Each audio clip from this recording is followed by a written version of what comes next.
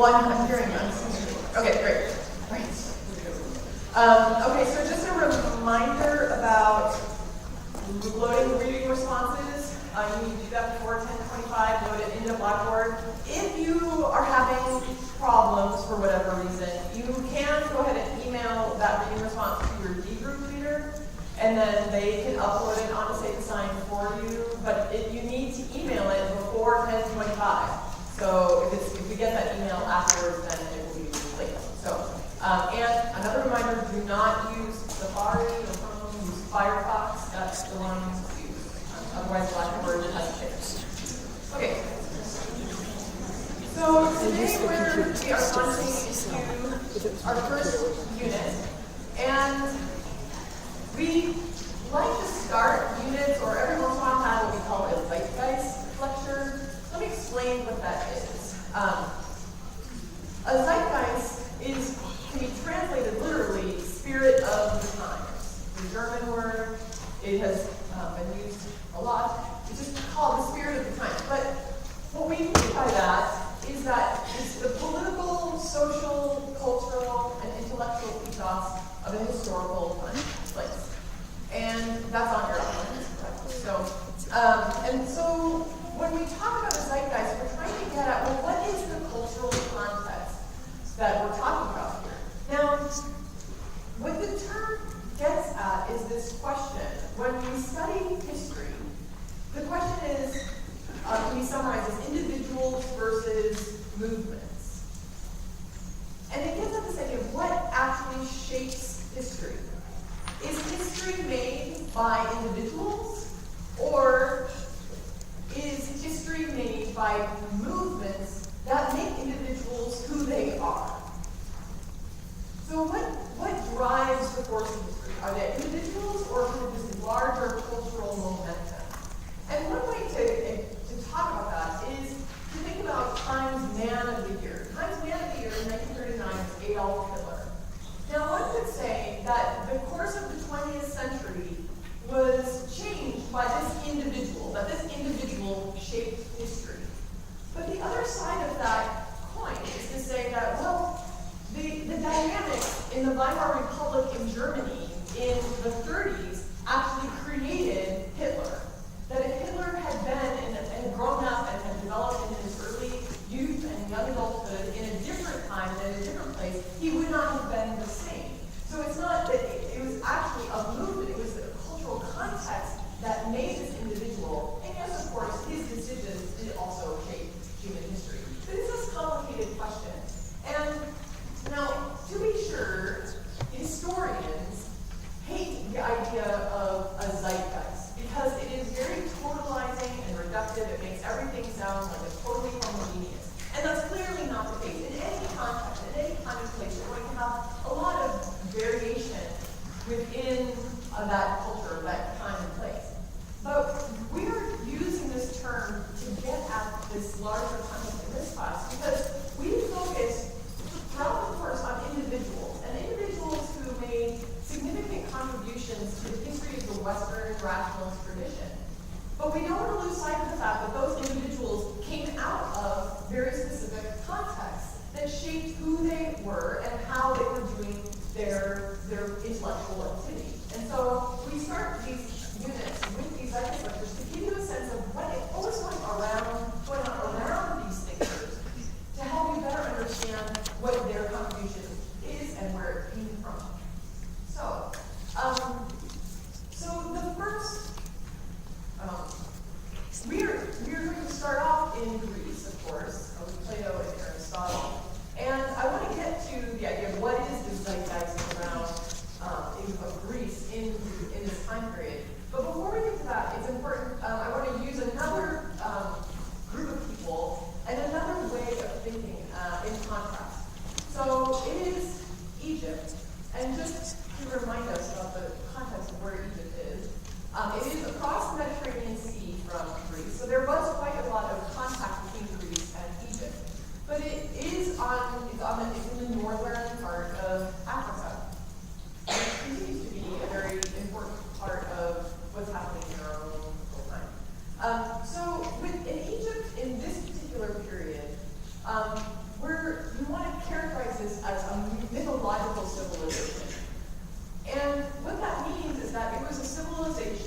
that had a lot of stories that defined its existence.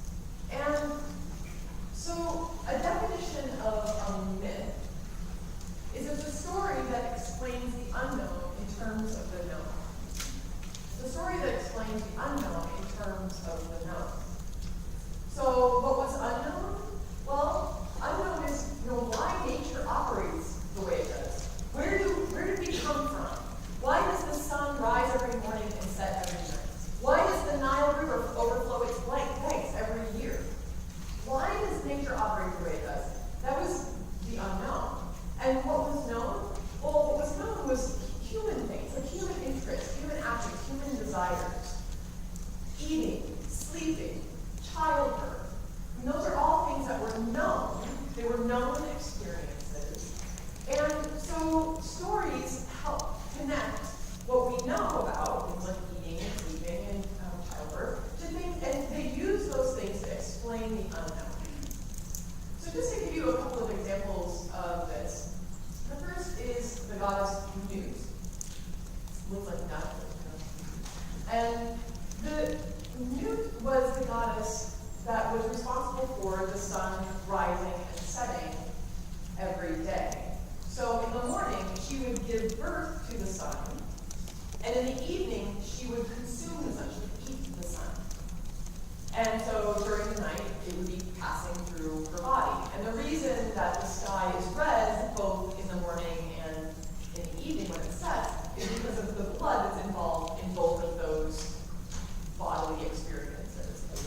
And so this is a story that uses something that is known, which is eating and childbirth, to explain something that is unknown. Why does the sun set in the evening and rise every morning?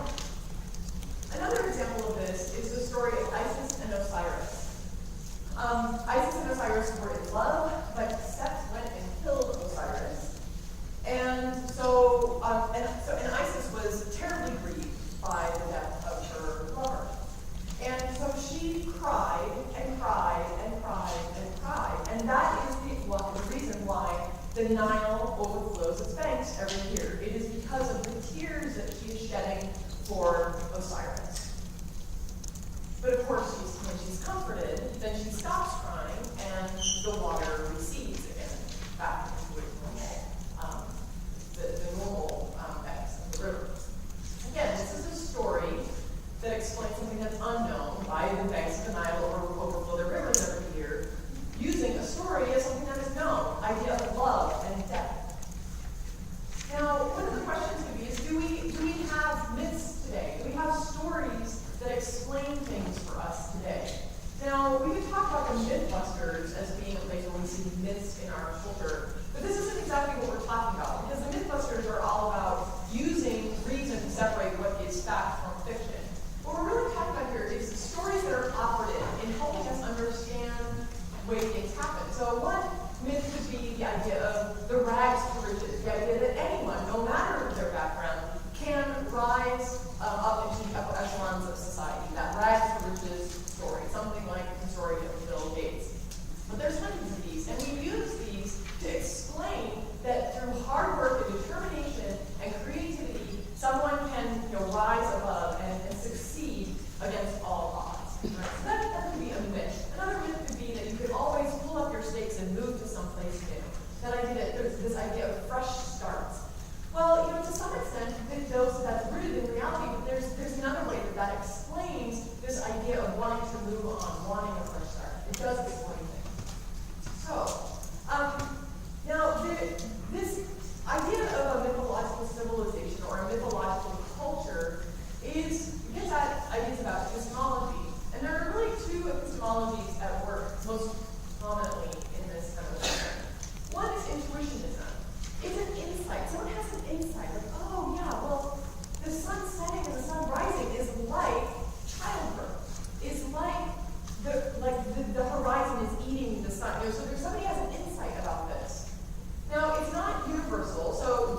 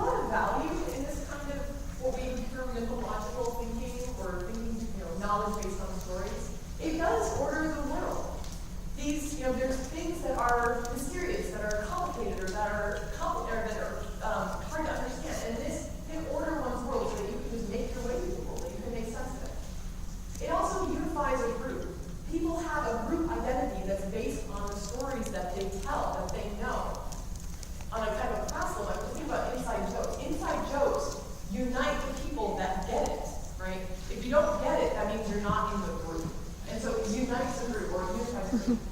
It also shapes behaviors. Those people in authority that tell the stories, that pass down the stories, can shape behaviors of the younger people based on those stories. If you think about the fairy tales that were told, and especially the original fairy tales, which had usually dark undertones, that was to help shape the behavior of children.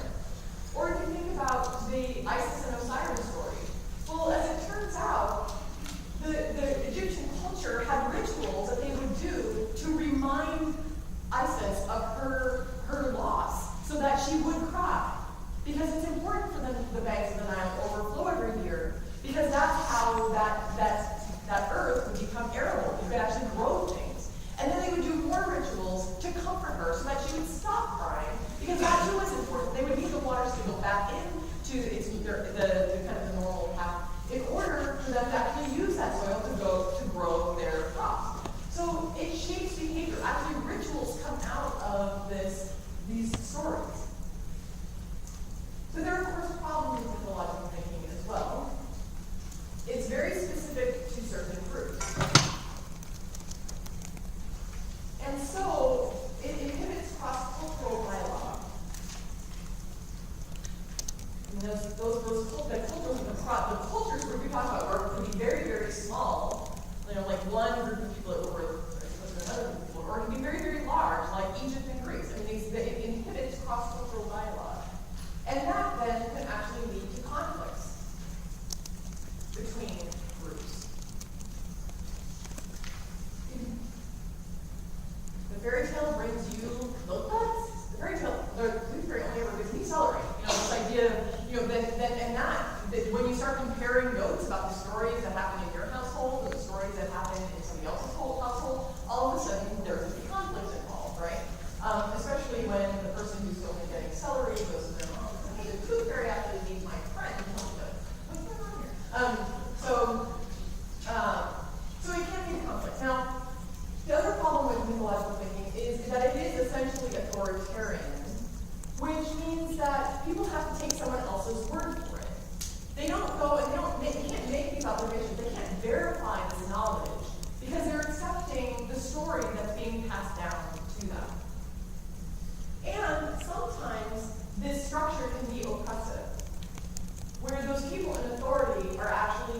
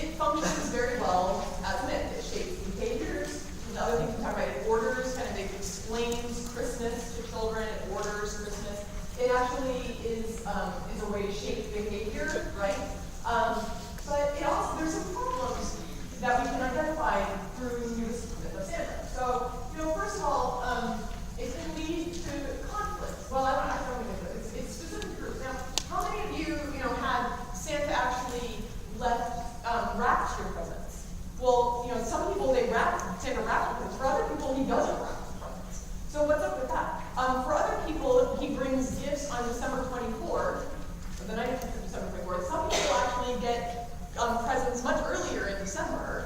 Some people put out socks, some people put out shoes. And for some people, you have to actually give Santa a gift of cookies for him to leave your gifts. Some people don't have that part of the story. And so these stories, even about Santa, are very specific, even from one household to another. And if you think about it, it is essentially authoritarian, right? We pass down the story, and it's actually absolutely used to oppress people. I mean, we tell children that, you have to be good, what Santa's going to give you in order for Santa to give you presents. If you're not good, Santa's not going to leave you any presents. So it's totally it's a way to get children to do what we want them to do, especially in December. But here's the other thing, it also can be the context. So here's my story about Santa. So when I think probably about 3rd grade maybe, I always kind of suspected that Santa wasn't real, but I finally got confirmation. I don't even remember how I got confirmation that in fact there was no Santa. But I thought, hey, this is news, right? And so I got on the phone and I called my best friend Kathy, and I said, Kathy, did you know that Santa's not real? And all I heard was her kind of going, and she hung up the phone. I'm not kidding. It was like 10 minutes later, our phone rang. It was Kathy's mother wanting to talk to my mother because I had ruined Christmas for their whole family. So this idea that it causes conflict when somebody's understanding, somebody's story is different than somebody else's story. That arises, conflict arises out of that. So we ended up having stay friends for a while. I actually just found her on Facebook. I haven't mentioned this yet. Okay, so if this is the Egyptian civilization that we've been talking about before. And stories are very pervasive. I want to shift and talk about another way of thinking. And that is, of course, the Greeks, where we're going to start off with this course. Now, what we see here is a difference in epistemology. And here at this, we're going to do a little exercise. Okay. All right.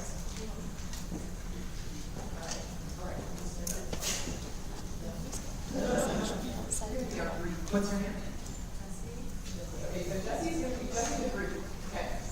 So Jesse, you're not just a Greek, but you're a Greek trader. Okay, not a trader, trader. So you trade goods. Okay, so the first you want to get some stuff from Egypt, some grain from Egypt, in order to go trade it. So come with me. So Jesse's going to go trading here, and Chris, I'm going to have you stand up. You're going to be our Egyptian. Okay, so stand up. So Chris the Egyptian. So you're going to offer her some grain. So offer grain. Now the first observation that you make is that this is terrible. So do you have any questions you want to ask? It looks terrible, right? So why is your grain look terrible? Why does your grain look terrible? Thanks for playing along. So Chris, you got any explanation for why your grain looks terrible? You're an Egyptian, remember? Well, kind of like air. Yeah, right. Well, but you do have a rainy season every year that you kind of do some rituals to enhance maybe ISIS. All right, so let me fill in the line. That's okay. So sometimes sometimes I'm there, sometimes I'm not. One of the reasons the rain is terrible is that ISIS didn't cry enough this summer or this spring, right? So the banks didn't overflow, and so you couldn't grow very good grain, and so your grain was terrible, right? Okay, so but you think, it looks terrible, but I'll take it anyway. So you do your little swap. Now you've got the grain. Okay. No, Jesse, I need you. You've got grain. Okay, so let's go over here. Let's see who we got. Could you stand up with me? So you're going to be from Mesopotamia. So we're kind of going around the room here. So now you've got grain. So you're going to offer the grain. You want the spices. So what observation do you make here? Looks like bad grain. Yeah, so what do you say? So why? Why is your grain bad? So you got any explanation?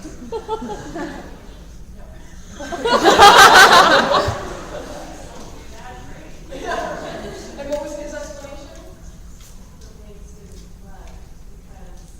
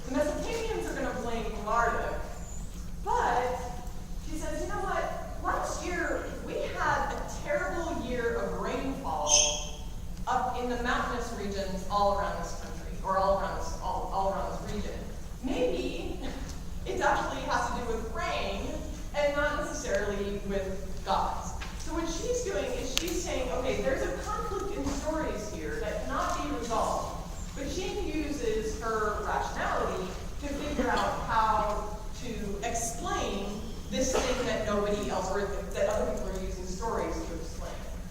Okay, so this is essentially the shift in epistemology, or a difference in epistemology. Mythical systems use intuition and authoritarianism, right? We already covered that. In a rational system, in a mythical system, they explain things, but it's inconsistent between cultures. So it does successfully explain things, but it's inconsistent between cultures. With a system that's interested more in rationality or using reason, we can see a value of empiricism and innatism. Empiricism, now we know, or let's refresh our memories, is that it's the knowledge that comes through direct observation. And innatism, which is those ideas that are universal and inborn, and everybody's got the same one. So in this case, in a rational system, they're seeking truths that are consistent through all cultures. Seeking truths that are consistent throughout all cultures.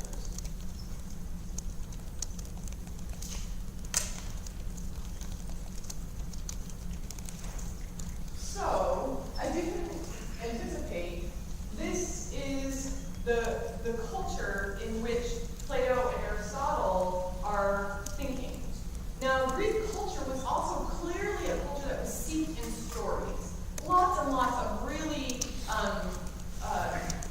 powerful stories that pervaded the culture. But for Plato and Aristotle, they're moving away from stories as a way to explain truth or to get knowledge, and they're looking towards using empiricism and innatism as a way to say, okay, what is true? What is real? And so it's this pretty strong shift. And so that's where we're going to be. Now, I wanted to set a little bit more of a context in terms of the history here. So let's do, a little bit of Greek history. And it starts, I want to tell you what happened immediately before our period, and that is the Archaic period. So it ends roughly around 479. And this was a period, I'm not going to tell you a ton about this, but probably what you already know and what I want to remind you of is that this is the rise of the city-states in this time period. So cities like Athens and Sparta, and those are the two most famous. But those are city-states that coalesced during a very long Archaic period, but were very powerful by the end of the Archaic period. So what that leads into then is the Hellenic period. It gets this name because in Greek, Hellen is Greek. It's the word for Greek in Greek. So it's basically, this is the Greek-ic period, and it's also sometimes called the classical period or classic period in Greek history. Now, what preceded this, or what led into the Hellenic period, was the Greco-Prussian War. And really, this is how scholars explain the transition from the Archaic into the Hellenic. That it was precisely the Greco-Persian War that marked a pretty considerable shift in Greek civilization, Greek culture. So I want to explain what happened in the Greco-Persian War a little bit. So you see Prussia out here, the Persian Empire, and they are in this period. They were basically on the march, and they were conquering places large and small all through this region. And basically nobody was putting up a fight because the Persians were so strong that nobody really wanted to fight them until they got to Athens.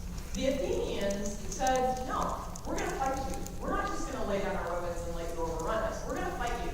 And the Persian response was like, you got to be crazy. We've got 1 million soldiers, and you have a total population of 170,000.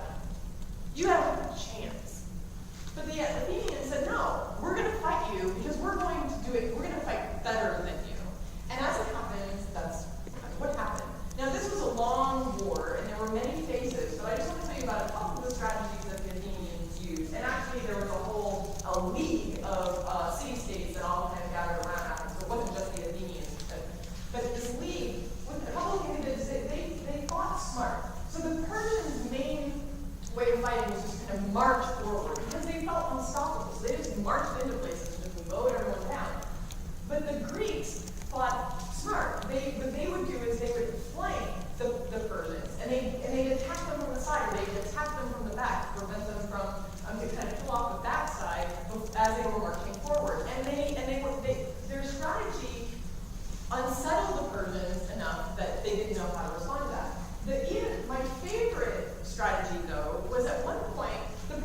fleet was huge. The boats were big, and there was tons of boats.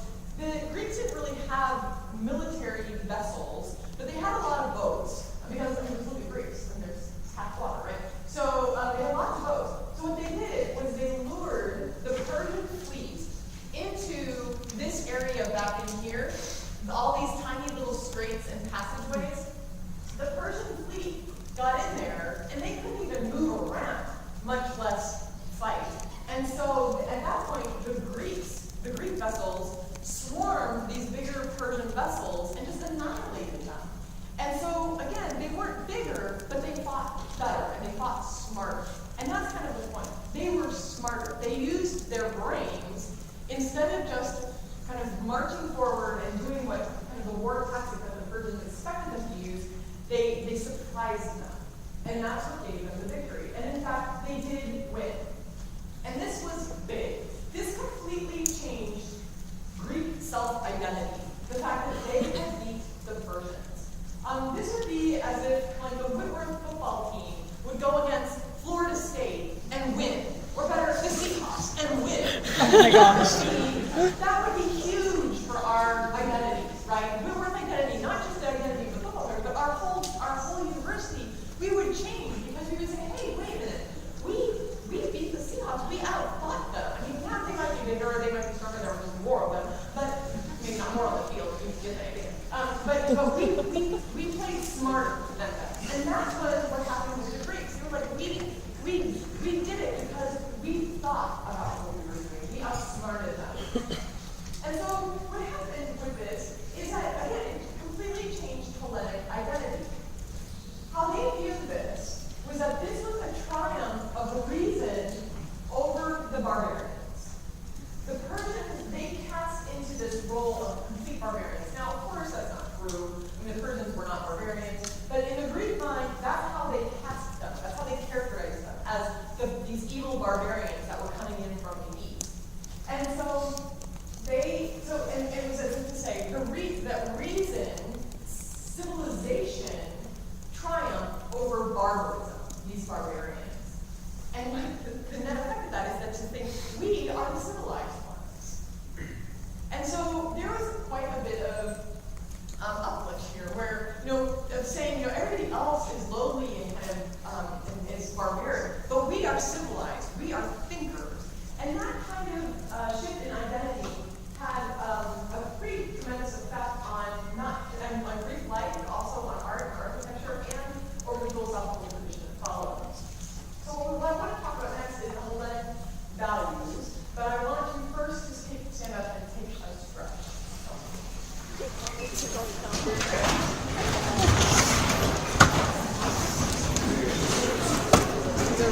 Just like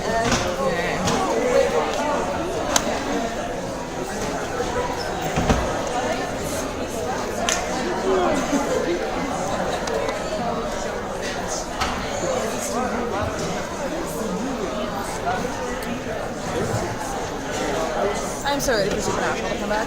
I know, right? Did you see the little promo when they showed Dean as a demon? No, because I've known things. No, I knew that. I knew that happens, but I haven't actually watched the episodes yet, so I don't want to ruin it even more. It's so good.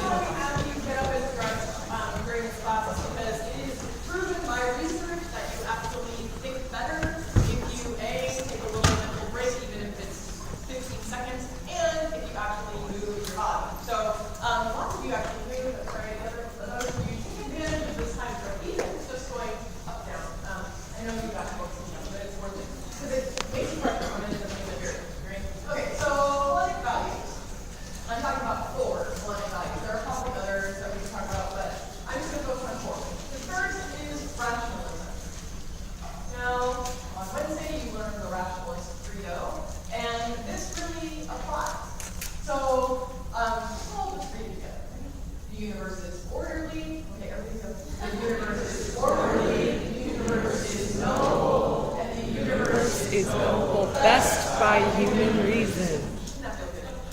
So again, this rational credo is going to be something that we come back to several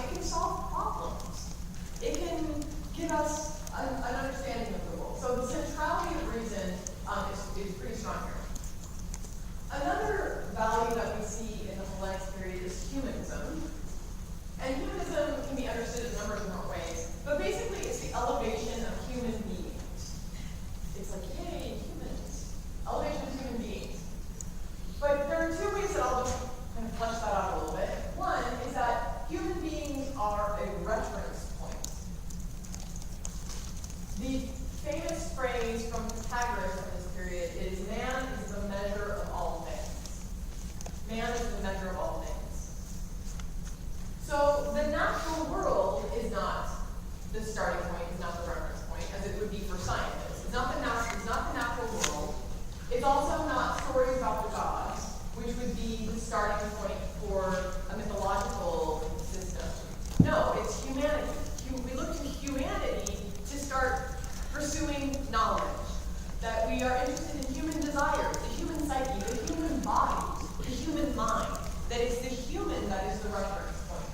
And so we see this even when the Greeks talk about gods in this period, they are rooted in the human experience. The gods have very human stories, human flaws, human desires. And when it comes to sculpture, especially in this period, we get that a god is an idealized human, which is saying something, right? That the god, they are making the gods in their own image in this period, and it is an idealized image. And then the other way of understanding this is just simply human beings have value. The needs and the interests of humans are valued, are important.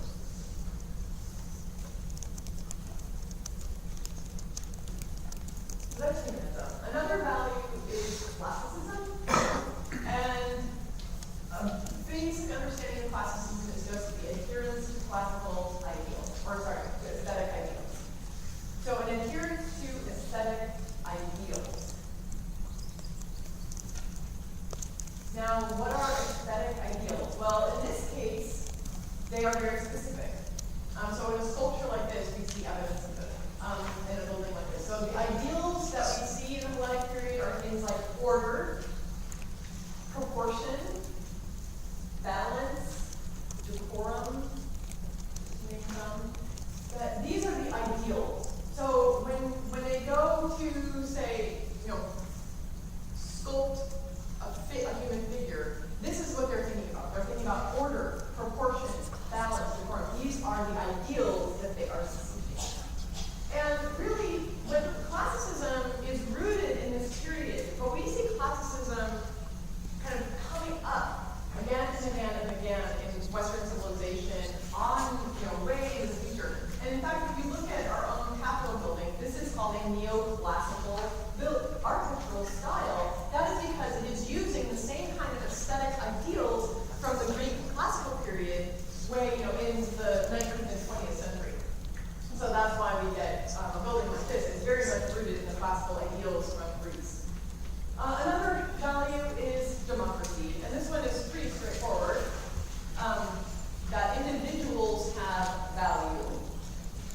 In the Persian system, only the emperor matters. In the Egyptian system, only the pharaoh matters. But in the Greek system, each of you matter. Each of you matter in the Greek system. It's not just the person at the highest point of the hierarchy. So individuals have value. And we see this, so we see a lot of these values in the art and architecture of the period. So I want to talk about a few examples of this. And the first is the Temple of Athaya in Medina. And this building is fascinating. I know it doesn't look like much, but it's fascinating. So originally, this temple had two pediments. The pediment on this side would have been up there in a triangular space. It's since fallen down. But we have a lot of the sculptures that also fell down. But they're in a museum nearby. And this is what we've got left of those sculptures. And I just want to focus on this figure to the far right side. And it looks like this. And this is called the Dying Warrior. And so here, this is very archaic, right? This is a figure, he's dying, but he looks so stiff and like plastic, and he's smiling. And he goes, would you be smiling if you were dying? I don't think so. And he's kind of awkward. And so this would represent kind of the style that was done in Greece in the archaic period, before the Hellenic Revolution. Now, this building is so fascinating because this is a pediment on the one side. Well, somewhere around 490, there was what we think was an earthquake that made the other half of the temple back there fall off. So the other pediment, which would have been another triangular shape full of sculptures, fell off and was destroyed. and they made a new one. And there's a sculpture on that corner, so it would still be on the right-hand corner, but it would be facing the other direction. And it looked like this. So between the first sculpture that was done at the very end of the Archaic period and this sculpture, which was done at the very beginning of the Hellenic period, we see a marked shift. Both of these show dying warriors.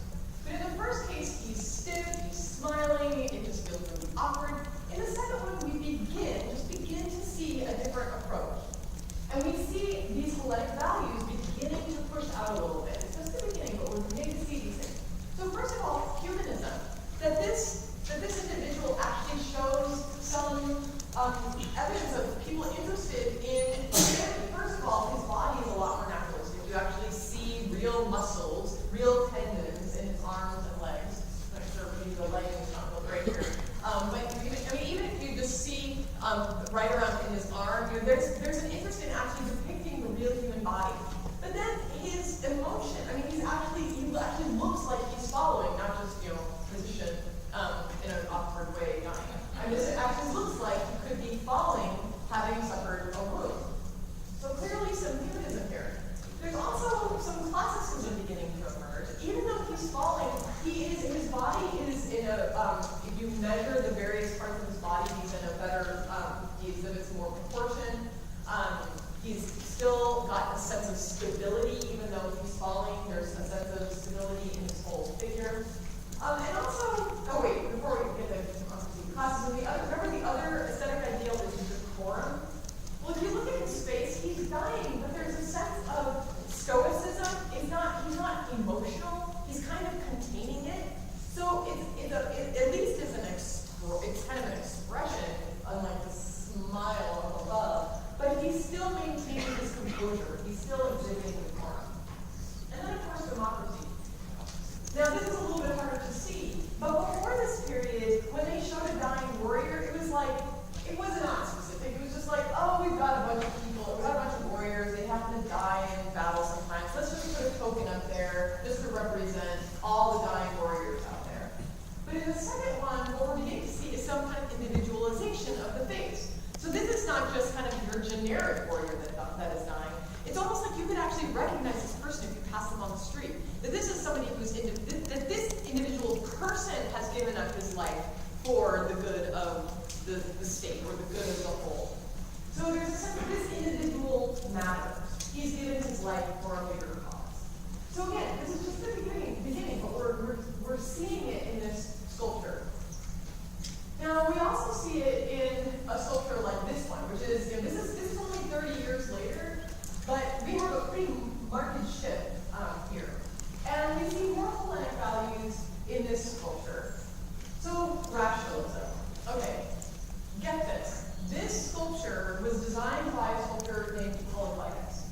He came up with a way to design or to sculpt the human body, an ideal human body that was based solely on reason and math. He used math to design an ideal human sculpture. This is big, because before this time, you can think, and even since this time, other people who design and want to create a beautiful sculpture or a sculpture of a beautiful human being, they kind of, you could just kind of do it intuitively. You can say, oh yeah, this is kind of beautiful, or this is kind of beautiful, or look at other examples and that's kind of beautiful. But in this case, what he does is he makes a system of proportion that is mathematically driven. So he takes, and we're a little uncertain actually, this historical record kind of been about exactly what it is. This is actually called the canon of Titus. We're not exactly sure what it was, but scholars think that what he did was he took the distance of a digit of your finger, and every single measurement in the ideal human body, so none of us, but the ideal human body, would be all ratios based on this digit, the length of this digit. And so, and he wrote this up. He not only did sculptures that reflected his canon, but he wrote it up, and there was a treatise. We don't have that treatise anymore, unfortunately, but other artists picked up on this and did it. And so what we see is many other sculptures in which the same canon of Polyclitus is evidence. So this is a sense of the power of reason, that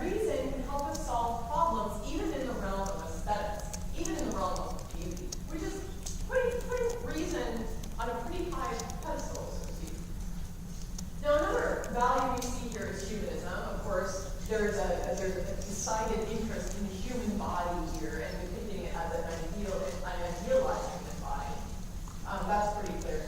We also see classicism, and now this is where classicism really comes full force, because we have all four of those characteristics that I mentioned earlier, those aesthetic ideals.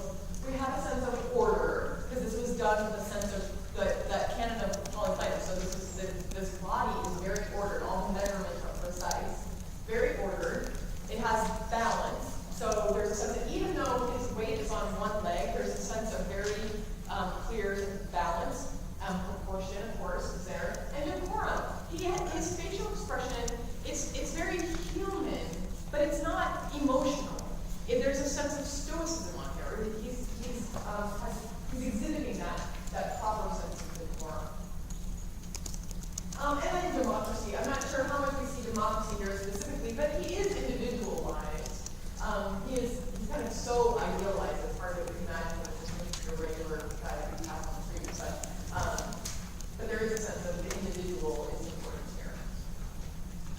The last example I want to give, as far as from the arts and how we see Hellenic values, is the Parthenon. So this is the Acropolis in Athens, and this building is the Parthenon. The Parthenon that we have today is actually the second temple on this site. The first one was destroyed by the Persians during that long Persian War. And afterwards, the Athenians kind of went against their tradition and built another temple on the same site. And that's what we have in the Parthenon. And it looks a little bit like this. And this has Hellenic values through and through. Now, if you think about it, this is the temple that they built right after the Great War, right after they were victorious, right after they're seeing this little pump up in their self-identity. And so we do see rationalism here. And this is something that was being, it's not like this came out of the blue in the Hellenic tradition, but this represents a very strong sense of using reason to build a building. It's not just aesthetics, it's not just intuition. And I'll show you how this goes. The whole building is based on an equation.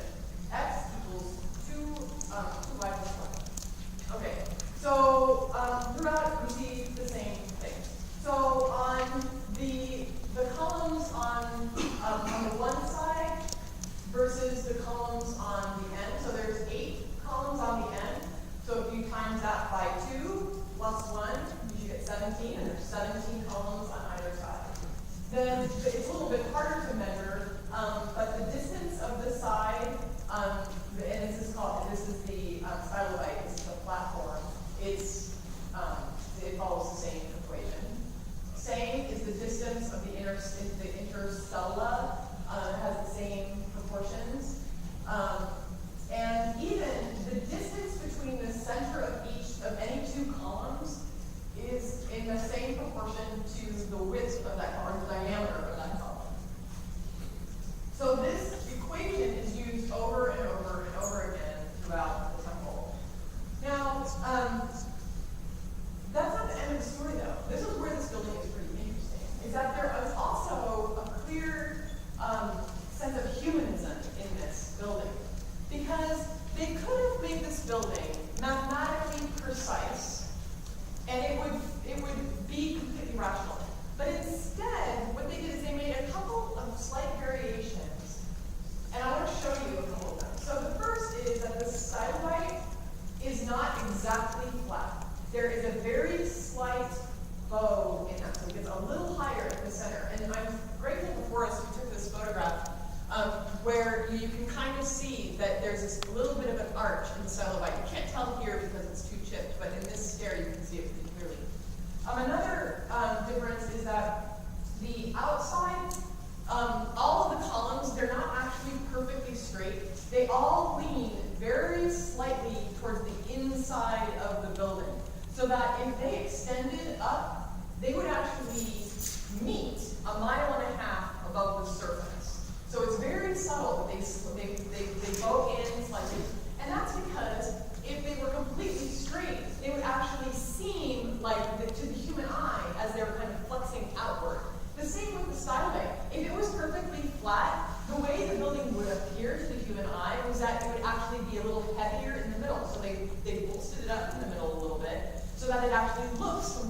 level, completely flat when you're standing at this distance.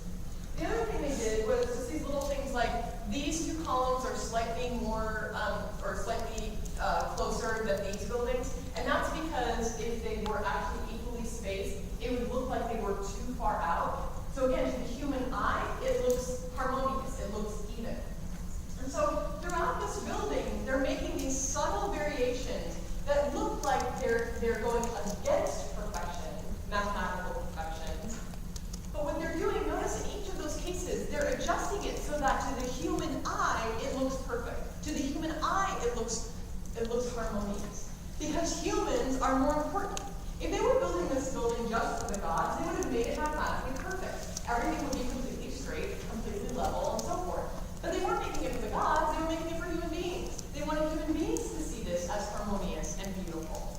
And so they do these subtle fluctuations in order for the humans walking up this thing see it as absolutely beautiful. So the other, these buildings, and just to kind of put a finer point on this, it also exhibits classicism. Of course, we've got order, proportion, balance, so forth in this. And I think what's important about this too is that this became a template for temples. So this established this kind of aesthetic ideal, and other temples throughout the Greek Empire followed this equation or this approach after this. So this really established the approach. And then finally, democracy. I think democracy is best. This exhibits a sense of democracy, but I think you can see that most clearly when you put it against a series of columns out of Egypt, where the Egyptian columns, they're so heavy, so massive. There's a wall right up against the column. It looks like there's no place for you, the common Egyptian. There's no place for you here. This is a sanctuary. You're kept out, and there's a lot of just aesthetically. This is very exclusive. It excludes people. Whereas the Greek temple, it invites you. There's a sense of it being much lighter, much airier. There's a place for you to engage in. Now, actually, and what's kind of maybe ironic about the Greek temple is that the common person actually didn't go in. Most people didn't actually worship. It took place out in front. But the very fact that this building still looks inviting, even though nobody really went into the building, is kind of interesting. It's still inviting. It's still there's still a place for you, and anybody could worship here.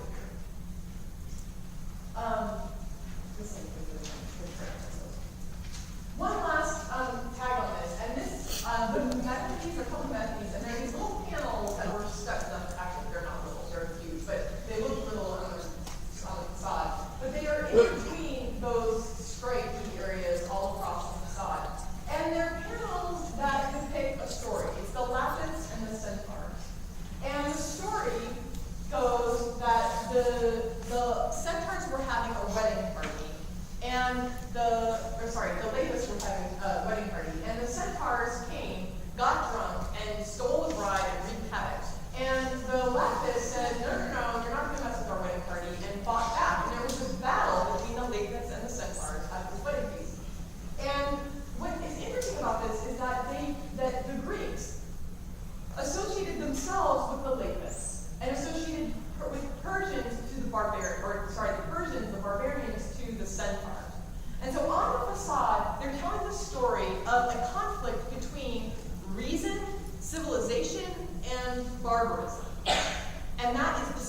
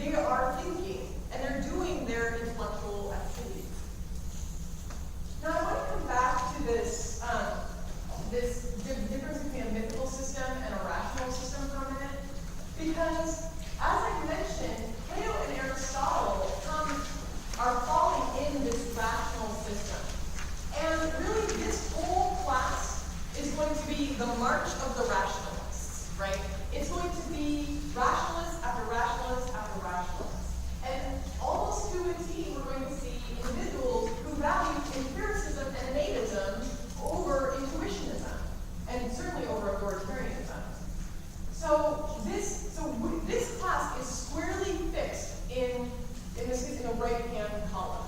And knowledge is defined as reason, logic, empiricism.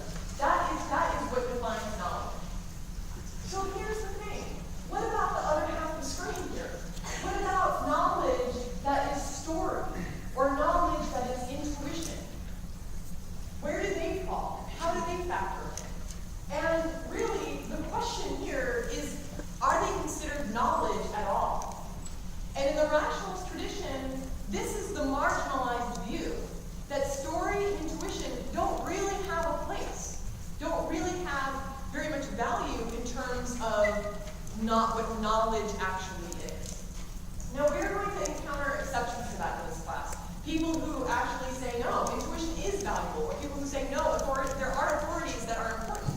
But by and large, we're dealing with a rationalist tradition that is very, very strong. Now, this is the point where we have to talk about epistemic injustice. So I'm hoping to have a chance to really tackle Cricker's little synopsis of her book. I want to help us through that a little bit so that we're all on the same page going into this class. She talks about two possible injustices. One is a risk of testimonial injustice. And this one was probably the easier one of the two to understand. Generally speaking, it's when a speaker receives a prejudicially deflated degree of credibility. Which is just to say that you don't take what somebody says as valuable simply because of some trait that that person has. So the example that Cricker uses is a witness who's giving testimony might be discredited simply because of the color of their skin. That somehow the jury doesn't believe them or doesn't consider their testimony valuable or even correct because of some kind of characteristic. Now, here in this class, the risk that we face in terms of epistemic injustice is the risk of discrediting other sources of knowledge, like I just talked about. So things like story, things like intuition as a source of knowledge. So largely, these rationalists don't tend to discredit people who approach knowledge from an intuitive standpoint or using story as kind of the first way into knowledge. So, books like The Art of Intuition and Intuition Knowing Beyond Logic, I'm not really familiar with these books, but in the rationalist tradition, these two books would be looked at with a pretty strong degree of skepticism. And so the risk here is that we discredit the knower just because they are coming in with a different perspective about what knowledge is. And that is our prejudice. So when we come from a rationalist tradition, we view anyone that's coming at knowledge from a position of story or intuition, we prejudice them. We say, your testimony, your knowledge doesn't count because you're not using rationalism. You're using intuition.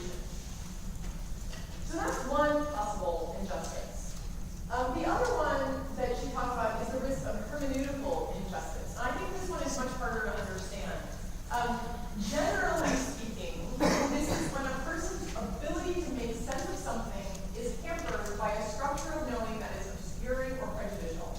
It's really complicated. I want to give you a couple of examples. The first is just very personal, and it comes from this idea of obscurity. So again, it's a person's ability to make sense of something hampered by a structure of knowing that is obscure. So when I had my first child, I had all of these feelings of loneliness, irritability. I was just so detached from my daughter. I loved my daughter, but I felt really detached and very lonely, and almost to the point of being angry at people. And when I realized, because of the good sense of my midwife who met with me on kind of a regular appointment, she asked me some very pointed questions. She says, "Oh, you have postpartum depression." And this is a thing in our culture where I was having a hard time making sense of my experience because our culture doesn't talk about postpartum depression very often. And so I had no idea what I was feeling until she finally named it for me. And that is a case of our culture obscuring something so that people have a hard time understanding. It's the same case with sexual harassment or rape. I mean, the same thing. That our culture tends to not to obscure those experiences, so we have a hard time making sense of them. But of course, there's also prejudicial structures of knowing. And I think